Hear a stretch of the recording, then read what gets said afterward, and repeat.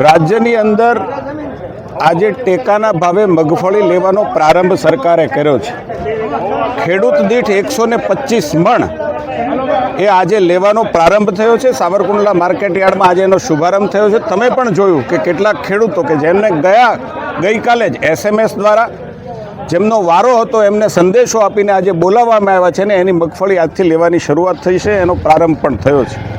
રાજ્ય સરકારે કમોસમી વરસાદને કારણે થયેલી ભાવેરે માલની ખુવારીને કારણે 10,000 કરોડ રૂપિયાની માતબર રકમનું એક ઐતિહાસિક પેકેજ પણ ખેડૂતને સહારો આપવા માટે આપ્યું છે. સાથે સાથે 15,000 કરોડ રૂપિયા જેટલી માતબર રકમથી ખેડૂતને રાહત મળે, પોતાએ પકવેલા માલનો યોગ્ય ભાવ મળે ને એટલા માટે આ ખરીદીની શરૂઆત આજે મળી છે ને એમાં ગુજરાત રાજ્ય પ્રથમ છે. એ વાતનો મને આનંદ છે કે જે પારદર્શક રીતે ખરીદી થાય છે એમાં પણ હું આ કમિટીની અંદર દેશભરની કમિટી જે છે એમાં બેસું છું એટલે મને ખબર છે કે ગુજરાતે હંમેશા અવ્વલ નંબર રહ્યું છે. કેટલીક ટેકનિકલ ખામીઓને કારણે, ટેકનિકલ એટલે કે નેટની ખામીને કારણે કેટલીક નાના મોટી વિસંગતતાઓ ક્યાંક હશે. ખેડૂતોને એક દિવસ મોડો મેસેજ આપવાના ક્યાંક ને ક્યાંક આવા બનાવો બનશે, પણ એટલી વાત ચોક્કસ છે, હું સરકારના પ્રતિનિધિ નહીં પણ પ્રજાના પ્રતિનિધિ તરીકે ચોક્કસ ખેડૂતોને એશ્યોર કરું છું કે એક પણ ખેડૂત જેમણે નોંધાવેલી છે મગફળી એનો એક પણનો વારો નહીં આવે એવું ક્યારેય બની શકશે નહીં ને એની નૈતિક જવાબદારી પણ અમારી છે. યાર્ડના પ્રમુખ તરીકે દીપકભાઈ પણ આ વાતને જાણે છે. કોઈ પણ ખેડૂતને જેમણે નોંધાયેલા છે એમને કોઈ પણ પ્રકારનો અન્યાય ન થાય. ક્યાંક નેટની કનેક્ટિવિટીને કારણે નાના મોટો ટેકનિકલ પ્રશ્ન રહ્યો હોય તો અમે એમ માનીએ છીએ કે એ વાતને દરગુજર કરશો અને અમે એ વાતનો એશ્યોર ફરીથી આપીએ છીએ કે એક પણ ખેડૂતનો જે નોંધણી કરાવી છે એનો વારો નહીં આવે એવું ક્યારેય નહીં બની. સાહેબ કેટલાક ખેડૂતો એવું કહી રહ્યા છે કે કમોસમી વરસાદના કારણે માલની ક્વોલિટી થોડીક નબળી છે, તો એની ગુણવત્તાના આધારે જ કે એમાં કોઈ બાંધછોડ કરવામાં આવશે? હું એમ માનું છું કે ટેકનિકલ જે જવાબ છે એ તો તમે ડિપાર્ટમેન્ટને પૂછો, જે ખરીદી કરનારા છે એમને પૂછો તો વધારે સારી રીતે તમને સમજાવી શકશે. મારો ઈરાદો એટલો જ છે કે એ તમને સારી રીતે સમજાવી શકશે. Thank you. મારું નામ નિર્મળ વાટલિયા છે. આજે 9 તારીખે સાવરકુંડલા માર્કેટિંગ યાર્ડ ખાતે જે ટેકાના ભાવે મગફળીની ખરીદી શરૂ થઈ રહી છે એમાં અમે અમારો વિરોધ નોંધાવીએ છીએ. તેનું મુખ્ય કારણ છે કે જે લોકોએ સૌપ્રથમ 1/9/2025ના રોજ રજિસ્ટ્રેશન કરાવ્યા હતા એ લોકોના વારા આપવામાં આજે આવ્યા નથી. ત્યારબાદ આવા 500 ખેડૂતોને બાકાત રાખીને જે લોકોએ 2 તારીખે રજિસ્ટ્રેશન કરાવ્યા હતા એ લોકોને આજે બોલાવવામાં આવ્યા છે.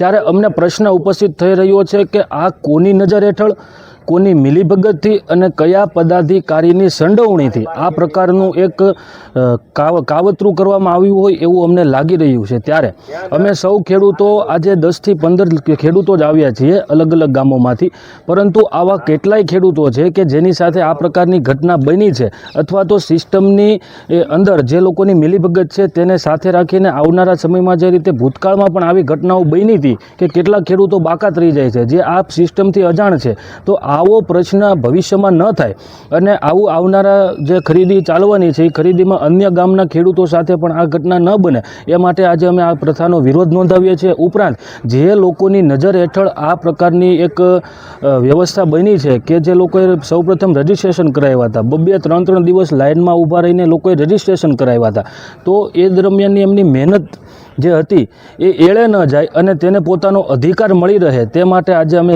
વિરોધ નોંધાવીએ છીએ. તથા જે લોકોએ પણ આમાં પોતાની ભાગીદારી નોંધાવી છે તે તમામ લોકો ઉપર કાયદેસરની કાર્યવાહી થાય તે માટે આજે અમે માર્કેટિંગ યાર્ડ સાવરકુંડલા ખાતે આવ્યા છીએ અને આનો વિરોધ નોંધાવીએ છીએ. પારદર્શકતા નથી ટેકાના નહીં, પારદર્શકતા આમાં કઈ રીતે લાગે? કારણ કે તમને દેખાય છે કે જે પ્રમાણે આ લોકોનો નિયમ છે કે જેને પહેલું રજિસ્ટ્રેશન હોય તેને પહેલાં બોલાવવામાં આવે છે, પરંતુ આવા તમામ ખેડૂતોની સ્લીપ સાથે અમે આજે હાજર થયા છીએ અહીંયા કે જે લોકોએ 1/9/2025ના રોજ રજિસ્ટ્રેશન કરાવ્યું હતું એ લોકોને આજે મગફળી સાવરકુંડલા ખાતે લાવવાનો મેસેજ આવ્યો નથી, પરંતુ જેણે 2 તારીખમાં અથવા તો અન્ય તારીખમાં રજિસ્ટ્રેશન કરાવ્યું છે તેવા લોકોને મેસેજ આવ્યા છે. એટલે આમાં પારદર્શકતા અમને લાગતી નથી. મારું નામ ભૂકણ ઓઢાભાઈ છે. અમે અહીં આગળ વિરોધ કરવા માટે એટલે આવ્યા છીએ કે અમે મગફળીના રજિસ્ટ્રેશન માટે તમે જોયું હતું, તમે લાઈ કર્યું હતું, ખબર છે કે 3 દિવસ સુધી અમે રાત આખી જાગ્યા અને રજિસ્ટ્રેશન અમે 1 તારીખે કરાવ્યું છે. મારી પાસે આ જો પહોંચ છે, તમને બતાવું છું કે આ પહોંચની અંદર તમે જુઓ છો અમે 1 તારીખે રજિસ્ટ્રેશન કરાવ્યું છું.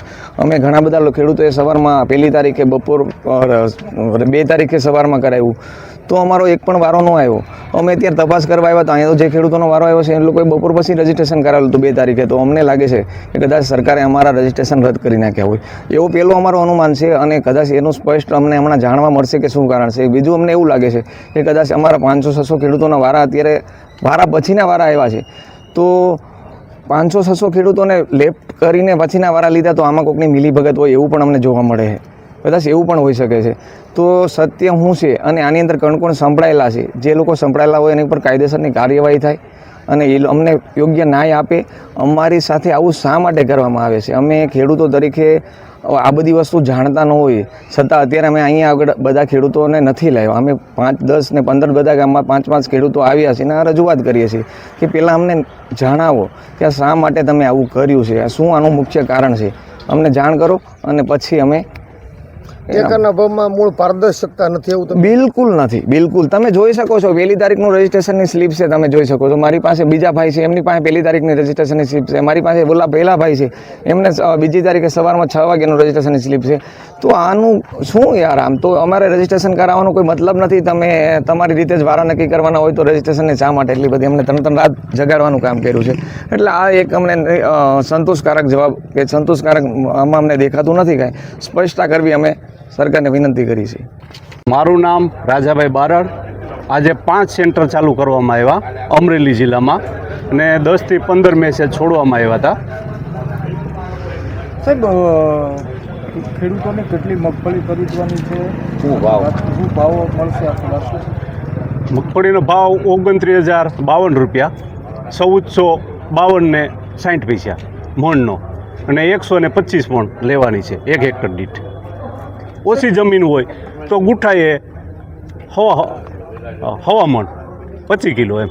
સાહેબ અમુક ખેડૂતો આક્રોશ સાથે આવ્યા હતા કે એને મેસેજ મળ્યા, કેમ આવી રીતે થયું એમ? ના એવું નથી, ટેકનિકલ પ્રોબ્લેમ લે છે. આગળ પાછળ થયું હોય કદાચ, તો એ કાલે પાછા ક્રમમાં આવી જશે એમ.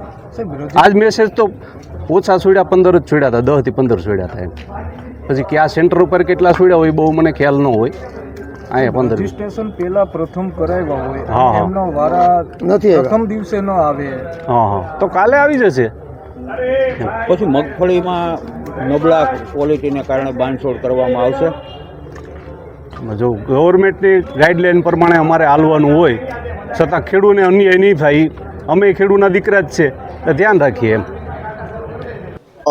અમરેલી જિલ્લામાં આપણે જે ટેકાના ભાવે ભારત સરકારના સૂચના મુજબ મગફળી, સોયાબીન, મગ અને અડદ એમ કુલ આપણા જિલ્લામાં 92,000થી વધુ રજીસ્ટ્રેશન થયેલું હતું. અને આ રજીસ્ટ્રેશનના આધારે આપણે જે ખરીદી છે આજના દિવસે અમરેલી જિલ્લામાં કુલ 5 કેન્દ્રો ઉપરથી જે કાંઈ સૂચનાઓ મળી છે અને જે કાંઈ વ્યવસ્થાઓ થઈ છે એ પ્રમાણે શરૂ કરવામાં આવેલું છે. હાલ જે છે એ એસએમએસની પ્રક્રિયાઓ જે છે એ શરૂ છે અને ખેડૂતો પોતાનો માલ લઈ આવી રહ્યા છે.